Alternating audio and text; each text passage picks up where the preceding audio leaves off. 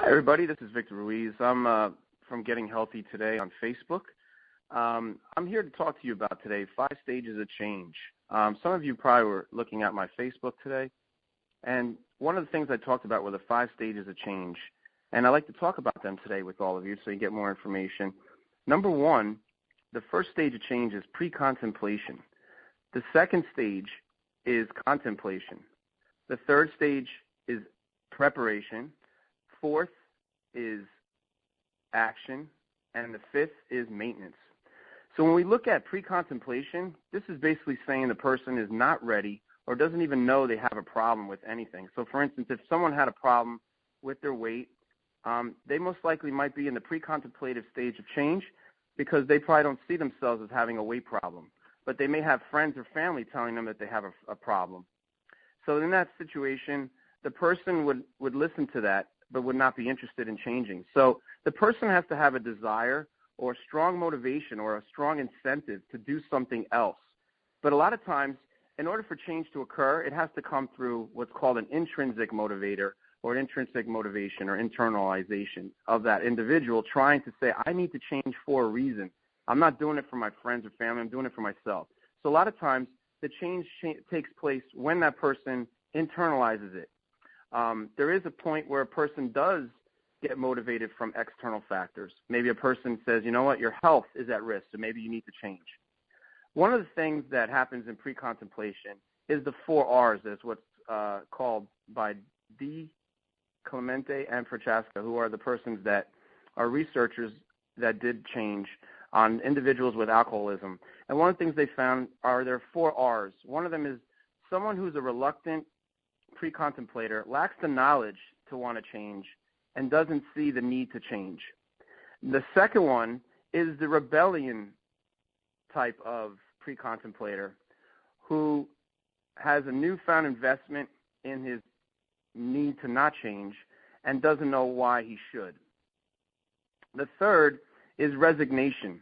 The person has given up hope and now has felt overwhelmed. So they've resigned and not felt the need to change. The number 4 is rationalization. They will not change. They don't see themselves as having a problem, and they know all the answers. They really don't need to do anything that anyone is telling them to do.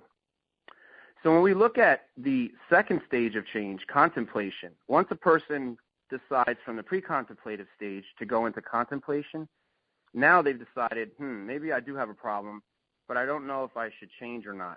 So they gather more information, and they start to learn through their investigation of the problem more insight. So they gather more insight because they are strongly ambivalent or strongly problematic in their decision. They're on the fence, so to speak. They really don't know what they need to do or how they should do it, but they know that they have a problem. So they're in between. So at this point, with the help of a professional or someone that knows them as a person, they find themselves being able to learn more and realize that change is inevitable. So an individual in the contemplation stage does what we call decisional balance, where they decide the pros and cons of a decision. Why should I change, and what are the benefits? So they do what's called a risk analysis and reward template. When they do that, when they write down their pros and cons of why they should change, they realize, wow, I have a strong need to change, but I've never seen it before until now. So when they write their goals down and they write the problems down, they actually see what's going on. Now, in the preparation stage of number 3, the person has made that strong commitment after seeing what problems they do have, and they've convinced themselves, yes, I do need to make a change. For instance, the person that's in addiction or the person who wants to lose weight, they really see the benefits of actually trying to lose weight because now their health is going to be better. And even with a person with alcoholism, they see that maybe if they stop drinking, maybe their relationships with other people will change. And also their health will change and their outlook. And in this situation, the person has to feel confident in themselves. And a lot of times there's a building of rapport. They talk to people, they get support. So one of the key factors in this situation is where do you get your support from? Do you get it from friends, family, professionals, who helps you in your idea of change? Are you motivated internally or externally? Those are factors that are important. So in the preparation stage, the person does think about all the different plans that they need to make in order to make change happen. For instance, a person that's losing weight will have to see what types of choices they need to make that are different now that will be healthier. So they can't always go to the fast food restaurant. They need to make other choices, alternative choices that will make their lives a little bit healthier. And they have to approach it as such.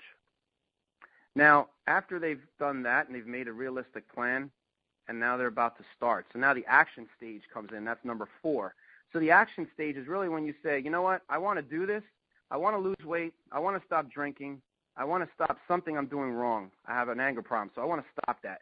But now they're actually putting the actions into place. So it's now just not the words, but now it's something behind it. They're actually making physical, behavioral changes that show the world, hey, I'm making a change for the better. And people see the results because the person is doing it day by day by day, almost like a routine, like your everyday life. They do something a little bit each day that makes their issue improve. And people start to see, and they also start to see.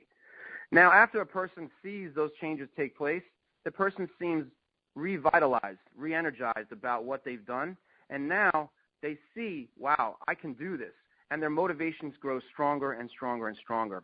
So the key here is consistency and follow-up whenever you're trying to make a change in your life, and also keeping very positive is also very important. Now, the last stage is one of the hardest ones for most people, and that's called the maintenance stage, what I call the fear of failure, fear of success phenomenon. One of the problems that most people have when they make changes is once they've gotten a period of time where they've done this, now they've changed, but now they say to themselves, how do I keep it going? So the only way that is possible is going back to the basics, going back to the first 4 steps that I just talked about, pre-contemplation, contemplation, preparation, and action. Reminding yourself of those 4 elements that you went through, it was a very difficult task, but you know what? The results came through. So we need to remind ourselves, why are we doing this? So you have to ask yourself why, and then follow through. So consistency and follow-up is always necessary in these situations. And at the same time, when you're looking at maintenance, the person wants to realize the journey, understand what they've gone through, and see how this has transformed their life. And once a person sees the transformation and they see that they can do it, they continue to go through. All right. I hope everybody likes this. Give me a shout-out. You can see me on Facebook at Getting Healthy Today. You could also reach me at vruiz, that's VRUIZ, at Comcast.net. All right. Thank you.